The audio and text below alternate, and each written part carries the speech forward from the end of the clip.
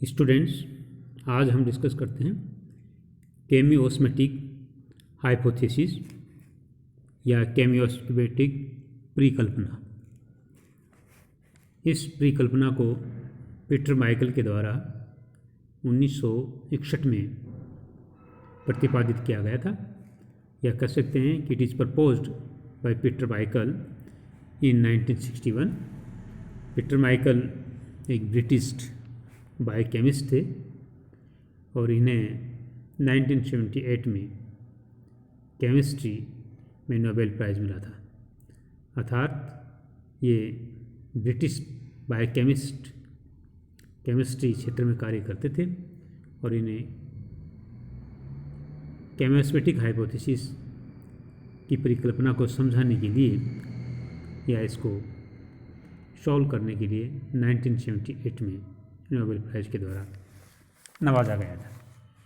Students, हमने इससे पूर्व ETS साइकिल में पढ़ा था कि ग्लाइकोलाइसिस पायरुविक अम्ल के ऑक्सीकन्स तथा साइट्रिक एसिड के विघटन के द्वारा जो हाइड्रोजन आयन प्राप्त होते हैं, इन हाइड्रोजन आयन्स को NADH के द्वारा प्राप्त किया जाता है।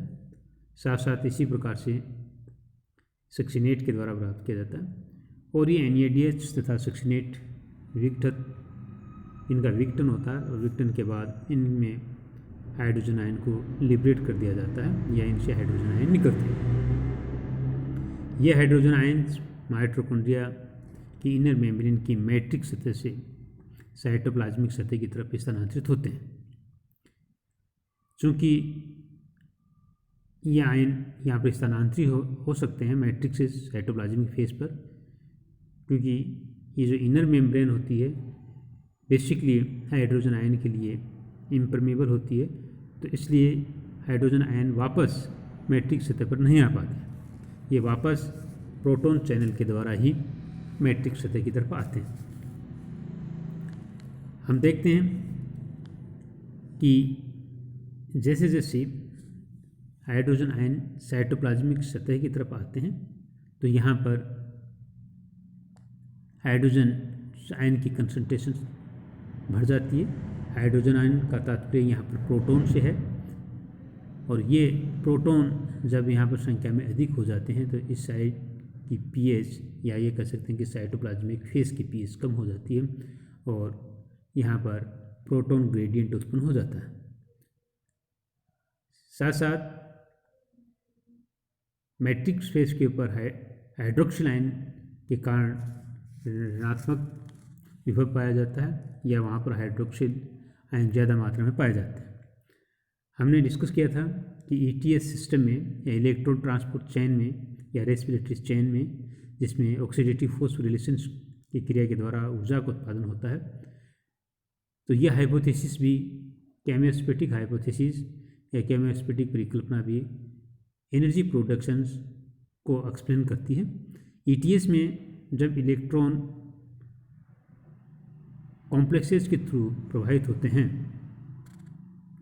तो ये एक कॉम्प्लेक्स से दूसरे कॉम्प्लेक्स में प्रवाहित होकर एक F1 पार्टिकल से दूसरे F1 पार्टिकल तक पहुंचते हैं। ETS में जब इलेक्ट्रॉन प्रवाहित होते हैं तो प्रोटॉन साइटोप्लाज्मिक फेस में स्थानांतरित कर दिए जाते हैं तथा हाइड्रोक्सिल आयन मैट्रिक्स सतह के ऊपर रहते हैं। अब चूँकि साइटोप्लाज्मिक सतह के ऊपर हाइड्रोक्सिल आयन की संख्या बहुत ज़्यादा हो जाती है तो यहाँ पर जो ग्रेडियंट उत्पन्न होता है, इसके कारण प्रोटॉन ग्रेडियंट के कारण अब ये प्रोटॉन चैनल के द्वारा जो कि F1 पार्टिकल में स्थापित होता है या पाया जाता है, उससे यह साइटोप्लाज्मिक फेज से मैट्रिक्स फेज में स्थानांतरित होते हैं। साइटोप्लाज्मिक में उपस्थित सभी प्रोटॉन धीरे धीरे मैट्रिक्स फेज की तरफ स्थानांतरित होने लग जाते हैं, क्योंकि इस ATPase जो मॉलिक्यूल्स F1 पार्टिकल में पाया पर उपस्थित होता है, यहाँ पर प्रोटॉन चैनल पाया जाता है। ये हम कह सकते हैं कि प्रोटॉन चैनल के द्वारा साइटोप्लाज्मिक फेज में उपस्थित हाइड्रोजन आयन या प्रोटॉन मैट्रिक्स सतह की तरफ स्थानांतरित होते हैं। तो इस समय हमने डिस्कशन किया था कि ATPase एंजाइम्स के द्वारा ATP का निर्माण होता है। ये परिकल्पना, इस परिक्रिया में बेसिकली ये एक्सप्लेन किया गया कि हाइड्रोजन आयन को प्राप्त कर इनर मेम्ब्रेन की साइटोप्लाज्मिक फेज के ऊपर स्थानांतरित कर दिया जाता है और इलेक्ट्रॉन को एक कॉम्प्लेक्स से दूसरे कॉम्प्लेक्स में स्थानांतरित किया जाता है। प्रोटॉन ग्रेडियंट या हाइड्रोजन आयन की अधिक कंसंट्रेशन के कारण जो इलेक्ट्रिक पोटेंशियल डेवलप होता है या प्रोटॉन ग्रेडियंट या प्रोटॉन विभव उत्पन्न होता है, इसके कारण ये प्रोटॉन पुनः मैट्रिक्स सतह के ऊपर स्थानांतरित होते हैं और इससे ऊर्जा का उत्पन्न होता है। हम जानते हैं कि जल के हाइड्रोलाइसिस के द्वारा भी, जैसा कि इस डायग्राम में रिप्रेजेंट किया गया है, इस डायग्राम में बेसिकली इनर मेम्ब्रेन को रिप्रेजेंट किया गया है। इसकी आंतरिक सतह मैट्रिक्स फेस को रिप्रेजेंट करती है और बाहर की सतह साइटोप्लाज्मिक फेस को रिप्रेजेंट कर रही है। NADH यहाँ पर दिखाया हुआ है और NADH के द्वारा हाइड्रोजन आयन मुक्त होकर के ये साइटोप्लाज्मिक सतह की ओर इजेक्ट किए जा रहे हैं या स्थानांतरित किए जा रहे हैं। हाइड्रोजन आयन्स जल के विघटन से प्राप्त हो रहे हैं और इन आयन्स को प्राप्त कर साइटोप्लाज्मिक फेस की तरफ स्थानांतरित किया जाता है, जिसे साइटोप्लाज्मिक फेस के ऊपर प्रोटॉन ग्रेडियंट और हमें मैट्रिक्स सतह के ऊपर ऋणात्मक विभव दिखाई दे रहा है और इसके कारण ही ये प्रोटॉन साइटोप्लाज्मिक फेस से मैट्रिक्स सतह पर स्थानांतरित होते हैं और ऊर्जा का उत्पादन होता है।